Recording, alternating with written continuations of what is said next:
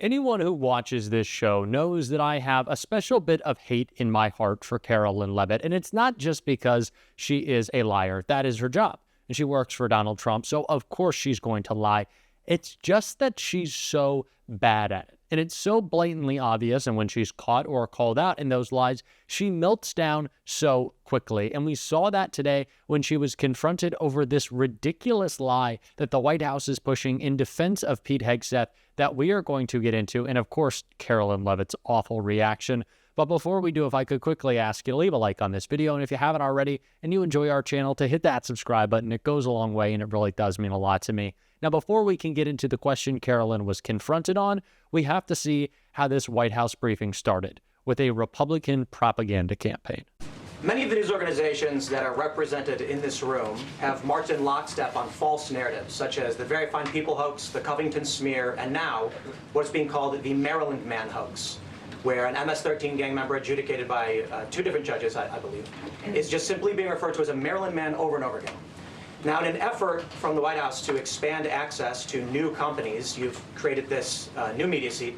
So I'm wondering if you can comment on, following this expansion, you've had numerous outlets disparage the companies that you've had sit here, as well as the reporters. I'm wondering if you can comment on the unprofessional behavior, as well as elaborate if there's any plans to expand access to new companies. Sure.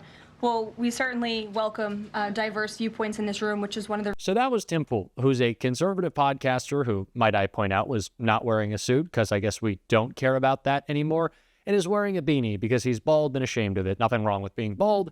There's something wrong with being ashamed of it. But what the real problem here is that the White House is installing their personal propagandists. You see the people sitting in the seats? Those are traditional media outlets. The people on the walls, those are the conservative creators from YouTube or TikTok or Snapchat that the White House has brought in to spew propaganda and give very easy questions to Karoline Leavitt. You can very much tell that whenever she's calling on the people by the wall. But Tim Pool, what are you saying? The mainstream media is only pushing the same lie.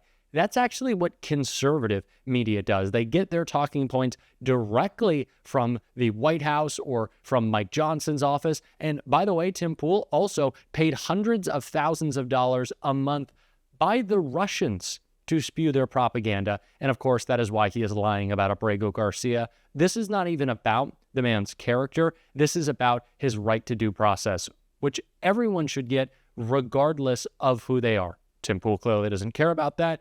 And Karoline Leavitt clearly doesn't care about the American people, who she just gave a real nice announcement to right here. In other news, the Trump administration has announced we will put an end to Joe Biden's illegal student loan bailout attempts. No student loan has been referred to collection since March of 2020. That comes to an end. On May 5th, the Department of Education will resume involuntary collections for borrowers with defaulted federal student loans. The student loan portfolio controlled by the federal government is nearly $1.6 trillion, but fewer than 4 out of 10 borrowers are in repayment. This is unsustainable, unfair, and a huge liability for American taxpayers. Debt cannot be wiped away. It just ends up getting transferred to others. So why should Americans who didn't go to college or went to college and responsibly paid back their loans pay for the student loans of other Americans? The Trump administration will never force taxpayers to pay student loan debts that don't belong to them. Student loan borrowers need clarity, and we're finally giving it to them. Borrowers will now be clearly expected to repay their loans, and those who default on their loan obligations will face involuntary collections. The government can and will collect defaulted federal student loan debt by withholding money from borrowers' tax refunds, federal pensions, and even their wages. America is $36 trillion in debt. We must get our fiscal house in order and restore common sense to our country.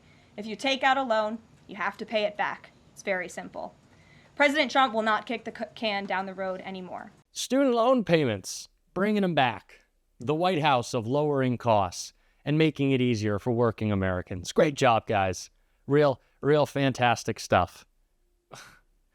We're not going back to the policy of protecting people against predatory loans and, making sure that people aren't under the crushing weight of tens of thousands, if not hundreds of thousands of dollars of loans that prevent people from starting small businesses that employ the overwhelming majority of Americans. No, we're not doing that. This administration is a joke. And it continued to be when Karoline Leavitt spewed this nonsensical lie about Pete Hegseth and what's really going on at the Pentagon. I really appreciate it. I have two questions, one on the Pentagon and another on the economy.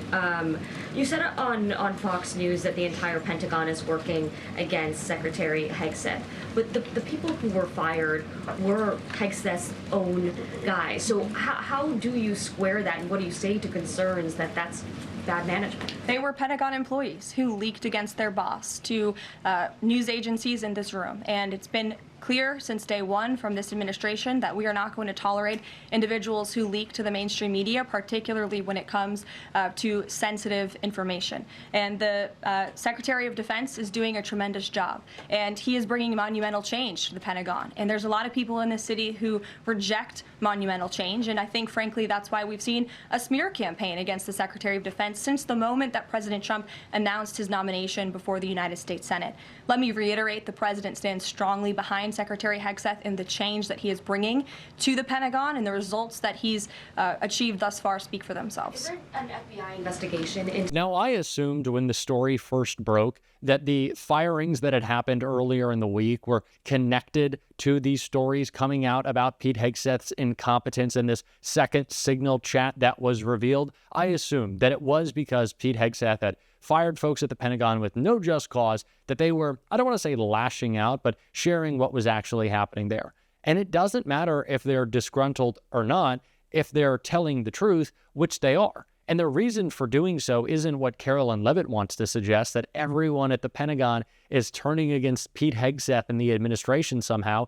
These are his buddies that he brought in. They just recognize that he is that incompetent. They are on the record saying they are doing this. They are speaking out. They are bringing up the second Signal chat and the rest of the chaos at the Pentagon, which, by the way, there is more to come. They're doing it because they think Pete Hegseth is embarrassing Donald Trump and the rest of the administration, not their statements, right? They're trying to play the inverse. That's not true. It is Pete Hegseth who is the problem. Karoline Leavitt clearly doesn't recognize that. She also doesn't recognize the chaos that her boss is causing, which was called out right here. I'll have to ask him, and I'll get back to you, Phil. Thank you, Caroline. You're welcome. John. Thanks a lot, Caroline. Some economic questions for you. Kevin Hegseth has been a key economic advisor to the president in both of his terms.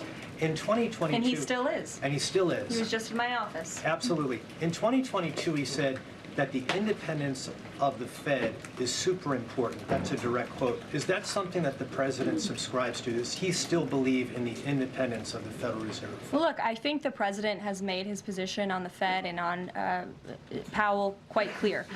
The president believes that they have been making moves and taking action in the name of politics rather in the name of what's right for the American economy. The president has the right to express his displeasure with the Fed, and he has the right to say he believes interest rates should be lower. He believes Americans should be able to borrow money cheaper than they currently are right now. And I also spoke to Kevin Hegseth about the Fed as well, and he has called into question the Fed's independence and whether they are actually doing things, again, out of the best interest of the economy. Every economic action taken by Donald Trump further destabilizes our country, our currency, the markets. But a move to fire Jerome Powell could be the most damaging yet, and it clearly shows that Trump doesn't understand why, or just maybe that he doesn't care, or it's all about power for him. All of those things could be very true. But for an explanation why this might be the most damaging economic move Donald Trump does so far, and that is a big statement, I want to hear from our friends at MSNBC. There are unanswered legal questions surrounding whether Trump can fire Jerome Powell. Most people think he can't. The Atlantic points out, quote, if Trump bullies the Fed into a new policy decision by firing Powell and installing a crony in the central bank, investors around the world will dump even more American assets and flee to the relative safety of the euro, raising domestic borrowing costs as the central bank scrambles to shore up the financial system and tries to bring interest rates down. It would be chaos, with costs extending into the trillions of dollars and ramifications felt for decades, end quote. People close to Donald Trump tell the New York Times today that, quote, Mr. Trump's advisors have repeatedly told him that firing Mr. Powell was both legally and financially fraught, and that the uncertainty could cause a significant downturn in financial markets. Mr. Trump, at least for the moment, has seemed persuaded, the people said.